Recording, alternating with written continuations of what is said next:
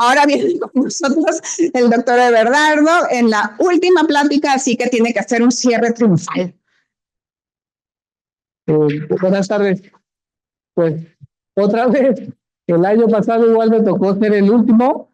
Yo les comentaba en esa ocasión pues que es un momento especial porque pues ya estamos cansados, ya tenemos sueño, tenemos hambre, pero yo les decía que en esta ocasión que se rindieran, porque finalmente hay que adaptarnos a las circunstancias y a veces rendirnos, abandonarnos, soltarnos, nos relaja, nos tranquiliza.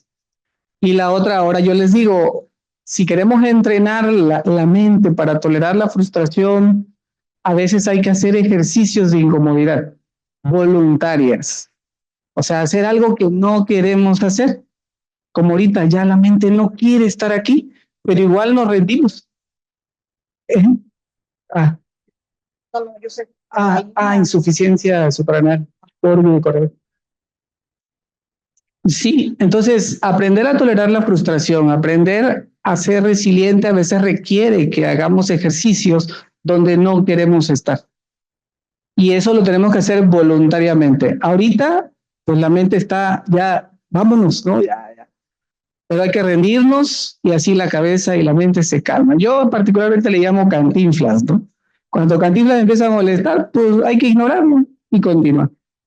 Bueno, este tema es un tema que elegí porque creo que es un tema bastante común, muy común, pero curiosamente, hasta donde yo recuerdo, no había ningún consenso para estudiarlos y tratarlos. Todos lo hacíamos como lo entendíamos, como lo estudiamos, como lo vimos, como lo encontramos en un artículo, etc. Pero recientemente ya algunos grupos se han reunido y han hecho las primeras recomendaciones para empezar como a unificar la manera como vamos a estudiar a esos pacientes y a tratar. ¿La que sí? Bueno, la parte básica es una parte interesante porque este órgano es un órgano que pesa en promedio 8 a 10 gramos. Y Diosito es muy inteligente y hace cosas sorprendentes en estructuras muy pequeñas. De esta estructura que pesa 8 o 10 gramos, el 90% es corteza y el 10% es médula. Y la corteza, como pueden ver en esa imagen, está dividida en 3 zonas funcionales, pero cada zona está regulada de manera independiente. La primera es el que produce mineralocorticoides. Y los internistas y los endocrinólogos se dan unas divertidas con este sistema. O sea, el sistema renina, angiotensina, aldosterona y potasio regulan a estas células. Y a nivel de endocrinología, medicina interna, hay patologías muy interesantes que atendemos. Otra área es el que produce cortisol. Y ahí también los endocrinólogos, pues, estamos entretenidos porque el eje córtico-tropo que vamos a ver, y hoy vamos a tocar una patología de este eje, está específicamente dirigida a esa zona. Va a ser una patología que va a afectar específicamente a la zona fascicular reticular, que es un sistema regulado por la ACTH. Y el tercer elemento es el que regula la producción de adrenalina. Y entonces vean cómo esta estructura de tan solo 8 a 10 gramos tiene una complejidad muy grande. Hoy específicamente vamos a poner nuestra atención sobre el eje que regula la producción de cortisol, el eje córtico-tropo, la ACTH. Y esta es un poco la neuroendocrinología. Como pueden ver, el hipotálamo y el sistema nervioso intervienen en la regulación de este sistema. La CRH se produce en el hipotálamo y para eso existe un receptor específico en las células del córtico-tropo que está en la adenohipófisis y esta ACTH que se produce pues es la que va a la glándula suprarrenal. Ahí también hay un receptor específico y así producimos cortisol. Sin embargo, este sistema es un sistema complejo, necesario para la vida. Así que hay varios mecanismos que actúan simultáneamente para regular la cantidad de cortisol que hay en plasma. Uno es el que activa el sistema nervioso, el ritmo circadiano. Los endocrinólogos aprendemos cuando estudiamos la especialidad que la producción de ACTH y cortisol es pulsátil y que se produce más por la mañana y luego poco a poco se reduce hasta valores mínimos a la medianoche. Este es un sistema que lo controla el sistema nervioso y es un sistema que aprovechamos en varias patologías, por ejemplo el Cushing, particularmente el Cushing endógeno, en donde hay autonomía, donde se produce de manera autónoma ACTH o CRH o cortisol por tumores. Pero también el sistema puede incrementar la producción cuando hay cortisol, cuando estamos bajo estrés. Por ejemplo, un evento, una enfermedad grave, cirugía, hipotensión, hipoglucemia, y entonces el sistema puede adaptarse cuando el organismo está bajo estrés. Y ahí intervienen interleucinas que se producen por el sistema inmunológico. Y entonces aquí hay una interacción entre la parte endocrina y la parte inmunológica. Y entonces los seres humanos nos vamos haciendo más complejos. Luego está la retroalimentación que hace la concentración de cortisol en plasma. O sea, una regulación por retroalimentación negativa. Esto es relevante porque si una persona usara glucocorticoides exógenos, está ejerciendo un efecto de retroalimentación negativa. En la actualidad sabemos que estos fármacos, algunos con potencias y duraciones muy largas, tienen la capacidad de suprimir con mucha intensidad la transcripción de CRH o la transcripción de POMC, que es el péptido que genera la ACTH, y que los efectos que genera pueden ser muy largos. A la hora de atender pacientes, vamos a darnos cuenta que si recordamos las capas histológicas, los médicos vamos a enfrentar patologías en las que hay exceso de glucocorticoides, como el Cushing endógeno, o hay patologías como la hiperplasia suprarrenal congénita, con la que también nos divertimos bastante, un grupo extenso de patologías genéticas donde está mutado ese sistema enzimático que permite producir cortisol y que es un sistema de múltiples enzimas. Entonces, cuando falla, vamos a tener o crisis adrenales porque no hay cortisol y aldosterona, o veremos pacientes que tendrán actividad androgénica excesiva con trastornos de diferenciación sexual. Entonces, es un gran tema. Para nosotros es un gran tema. Otro es donde existe, por ejemplo, actividad mineralocorticoide excesiva. Hablábamos de que medicina interna y endocrino entran mucho ahí, aldosteronismo primario, por ejemplo, o rara vez deficiencias específicas de la producción de aldosterona. Pero también vemos tumores que pueden producir hormonas o no lo pueden producir, y rara vez, gracias a Dios, carcinomas suprarrenales. Pero hoy vamos a concentrarnos en la deficiencia de glucocorticoides, porque aunque estos pacientes pueden generar síntomas o signos de Cushing, en realidad son pacientes que tienen deficiencia de glucocorticoides, o sea, tienen insuficiencia suprarrenal.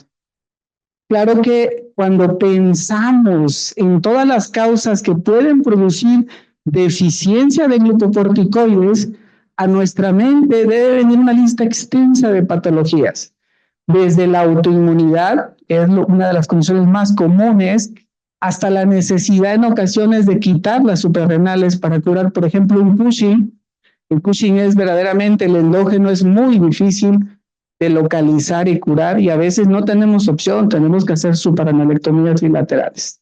Pero pueden ver cómo hay una lista de condiciones que pueden dañar a la corteza y destruirla, incluido condiciones genéticas. Pero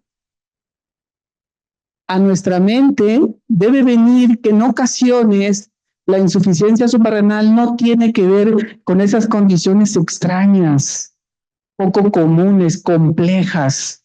A veces un fármaco tiene la capacidad de causar deficiencia de glucocorticoides. Y ahí veremos que hay una lista extensa de productos que pueden generar efectos a lo largo de todo el eje, desde los que afectan a la hipófisis, como los anticuerpos monoclonales que se están usando, algunos que inhiben puntos de control inmunitarios muy específicos, como los que están marcados ahí, Algunos se usan, por ejemplo, en el melanoma, y hoy sabemos que muchos de estos efectos son permanentes. Hay que tratarlos luego de por vida.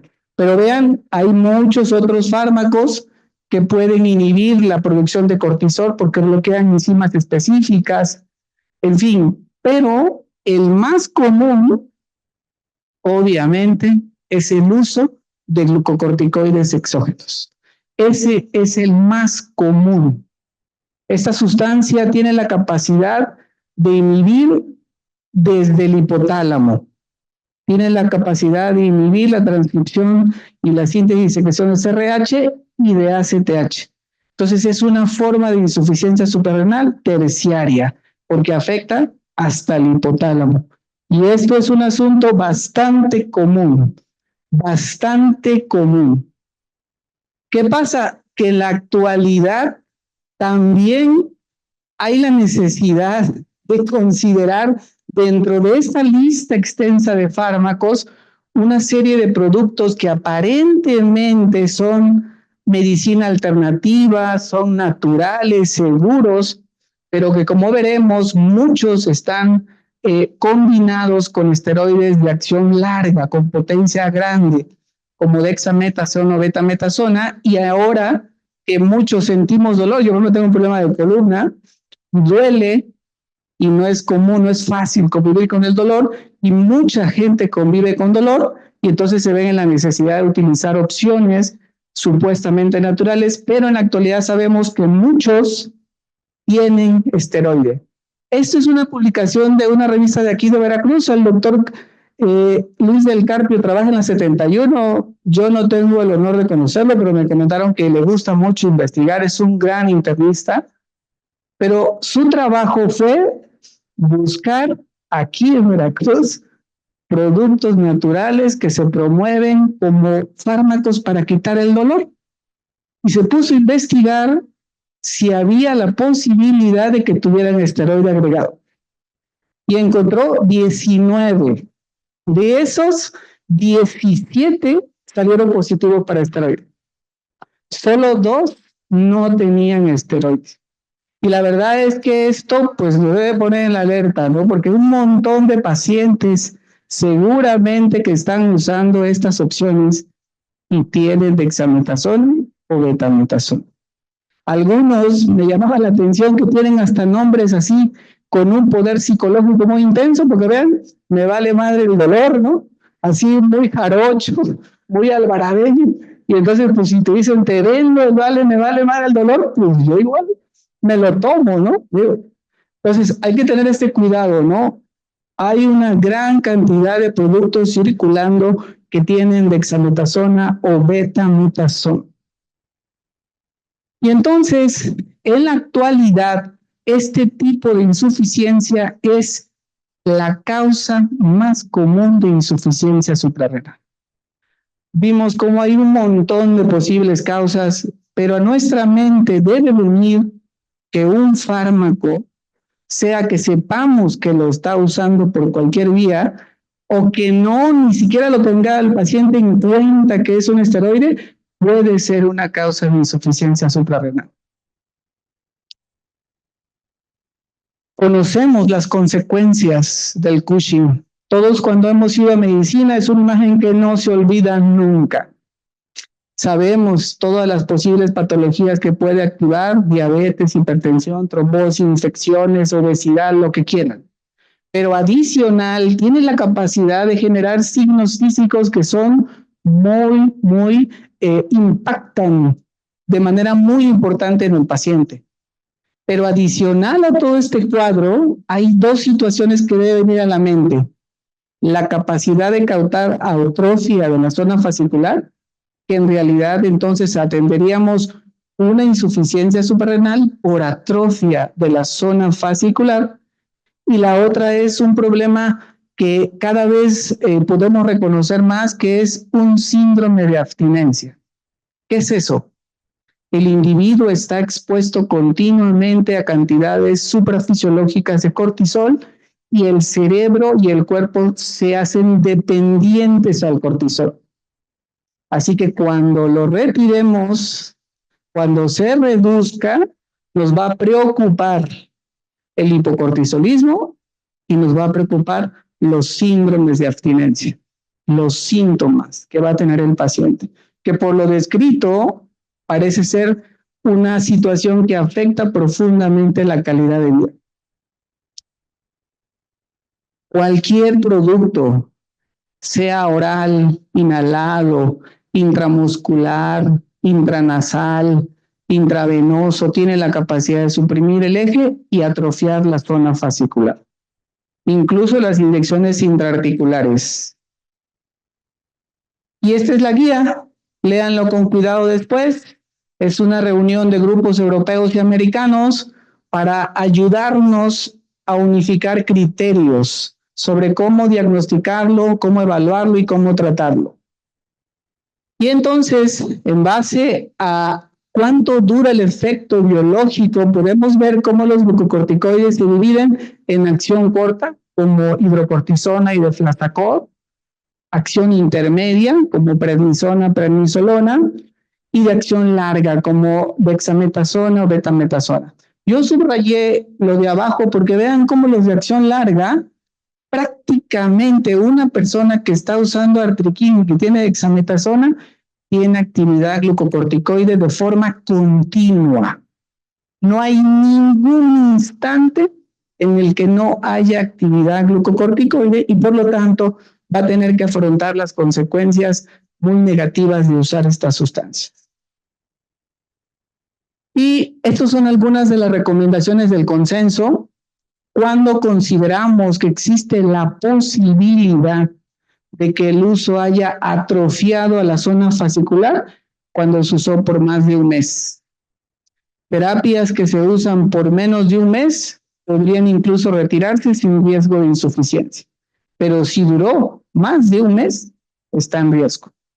Y si usa dosis más allá de las dosis fisiológicas, que ahí están las dosis fisiológicas, de hidrocortisona, prednisona, prednisolona, metilprednisolona o dexametasona, entonces se considera que el paciente está usando un tratamiento a largo plazo y a dosis suprafisiológica.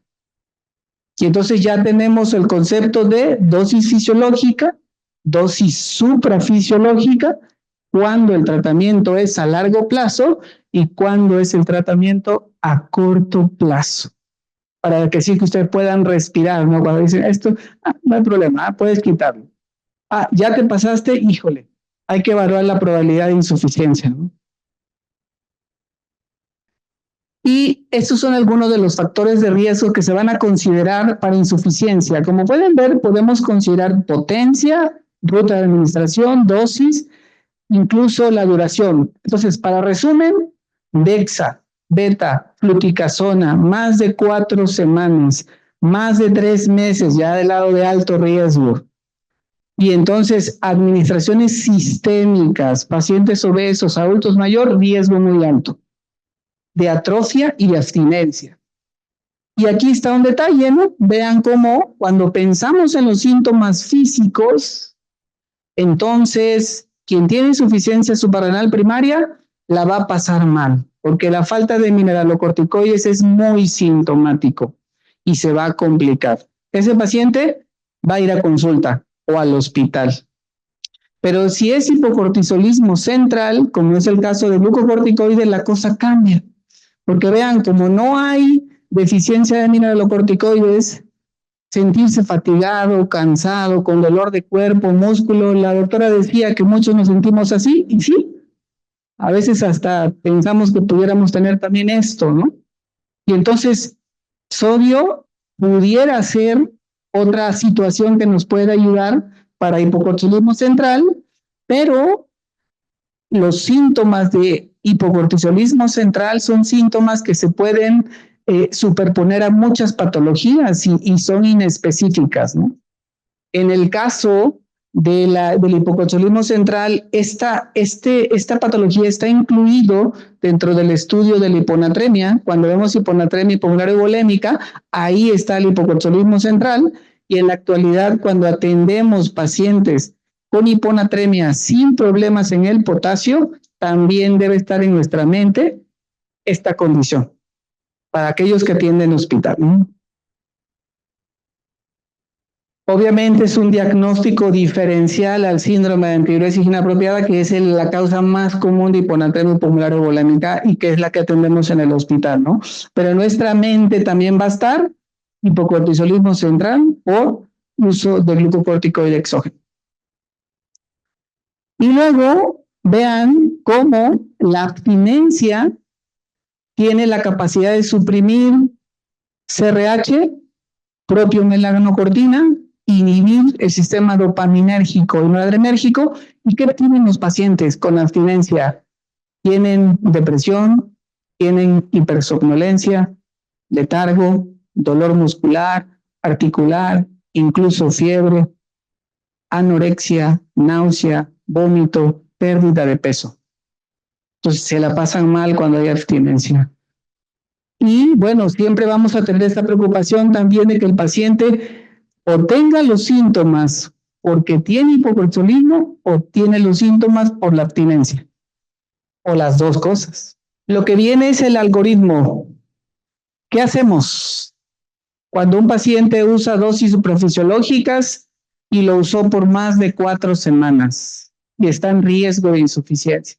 La verdad es que cuando llega a ese punto y el paciente ya controló la patología por la que lo usó, porque ahí entra la complejidad, hay un número de especialistas que lo usan, así que la patología subyacente va a guiar también cuando es posible valorar, reducir y retirar. Entonces también hay que tomar en cuenta eso, pero supongamos que un paciente sí tuviera la capacidad ya de reducir y retirar porque la patología se controló. Esta es la sugerencia, reducir gradualmente la dosis. Se puede ir al hipervínculo, el cuadrito que está ahí, y entonces esta es la recomendación. Si un paciente usara más de 40 miligramos y yo pude pasarlo de ese esteroide de acción larga a un esteroide de acción intermedia como prednisona o prednisolona, por ejemplo, y entonces estamos ya en proceso de reducción, esa es la recomendación. Ahora, dele la otra, por favor. No, en el cuadro que estábamos. Dele ahí. No, ahí, dele. Pero vean cómo el consenso, cuando tú llegas a Proxa 15, la velocidad y la cantidad lo hacen lento, muy lento.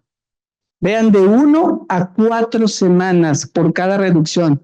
Y uno dice, bueno, ¿por qué el consenso hizo eso? Porque les preocupa la abstinencia. Entonces, tenemos que preguntar síntomas de hipocortisolismo, pero también preguntar síntomas de abstinencia. Y si un paciente tiene síntomas que sugieren abstinencia, vean cómo la reducción tiene que ser lenta, muy lenta, hasta dosis fisiológica. Ahora sí, ya, regrese por favor ya para terminar. Y entonces, cuando llegamos a dosis fisiológica, ahí vamos a tener dos opciones. Checar el cortisol para evaluar la recuperación. No recomienda que abramos pruebas dinámicas, solo el cortisol. Y en base a ese cortisol, dele la otra, por favor. Dele la otra. Evaluamos la probabilidad que tiene una persona de tener insuficiencia suprarrenal por atrofia. Si el cortisol es de más de 10, podemos considerar que se recuperó y se lo podemos quitar, esa dosis fisiológica. Si tiene menos de 5, debe mantener el tratamiento de reemplazo fisiológico. Valores intermedios son indeterminados. Queda su juicio. Valórenlo clínicamente. Busquen síntomas de abstinencia o de insuficiencia y determinarán si hay que mantenerlo, pero la guía dice que lo más probable es que hay que dejárselo y después reevaluar. Si quitamos 24 horas un día en la terapia de reemplazo fisiológica, podemos checar cortisol otra vez en 2 a 3 meses. ¿La que sigue? Y ya finalmente, la otra posibilidad sería que si yo estoy en dosis de reemplazo fisiológico, baje de 1 miligramo en 1 miligramo cada 4 semanas, para que el sistema se vaya recuperando gradualmente y el paciente tenga la menor sintomatología por abstinencia de glucocorticoide. Esta es la recomendación. Son recomendaciones que ahora vamos a poner en práctica, porque le digo, Antes no sabíamos cómo guiarnos, ahora al menos tenemos una recomendación y ya con calma ustedes lo van a repasar en casa. Ahora, esta última es nada más para recordarles algo. A veces sentimos que lo que está pasando afuera es lo que determina cómo me siento. Si yo vengo a la exposición y estoy estresado por la exposición, es la exposición. A veces es mi compañero de guardia, a veces son los 12 ingresos que tenemos. A veces estoy triste porque me dejó mi novia, ¿no? Me deprimí porque me dejó mi esposo, mi esposa. Y entonces pareciera que el mundo exterior es el que determina mis emociones. ¿Vale? Pero no, son los pensamientos. Y lo decía Epicteto, no es lo que me está pasando, es lo que yo estoy pensando acerca de lo que me está pasando. Así que es nuestra responsabilidad trabajar en ese diálogo interno. Si queremos un poco de paz, si queremos ser resilientes, si queremos tener la capacidad de afrontar adversidades, tenemos que trabajar en el diálogo interno. Aprender a no hacerle caso o a cambiar el diálogo. Cuando eso pase, las emociones se van a transformar y te vas a dar cuenta cómo se hacen ligeras, suaves, agradables. ¿Y qué te gusta?